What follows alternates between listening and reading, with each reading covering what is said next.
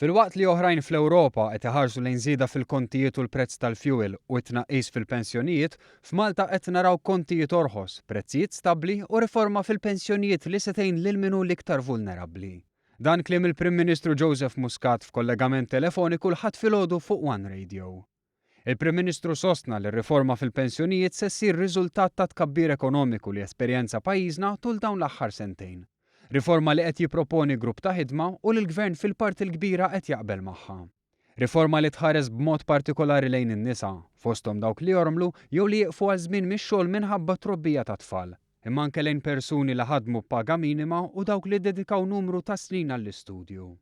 U nittama li jkun hemm konsens ġenerali madwar il-pajjiż li dak li ma rnexxilux jagħmel ħadd ieħor li jogħol il-pensjonijiet speċjalment għal dawk il-kategoriji tas-soċjetà li huma l-iktar batuti aħna nkunu kapaċi li nolluhom dawn il-pensjonijiet.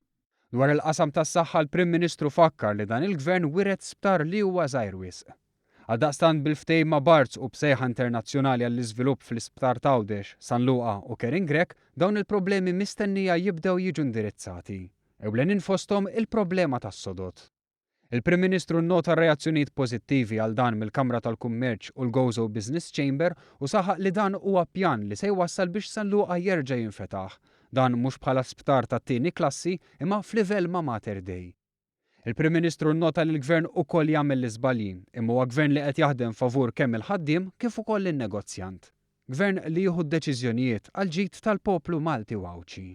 Dawn huma affarijiet li aħna proud, gburin li qegħdin nagħmluhom u nistgħu nagħmluhom għax nieħdu deċiżjoni. Issa d-deċiżjoni mhux dejjem jogħġbu lil kulħadd. Imma d-deċiżjoni li jridu jittieħdu dan huwa Gvern li jieħu d-deċiżjonijiet. Dwar il-kriżi fil-Greċja l-Prim Ministru nnota li l-eżitu tar-referendum u t-triq il-qudiem mistennija jkunu diskussi fl-laqgħa tal-mexxejja taż-żona Ewro matul din il-ġimgħa.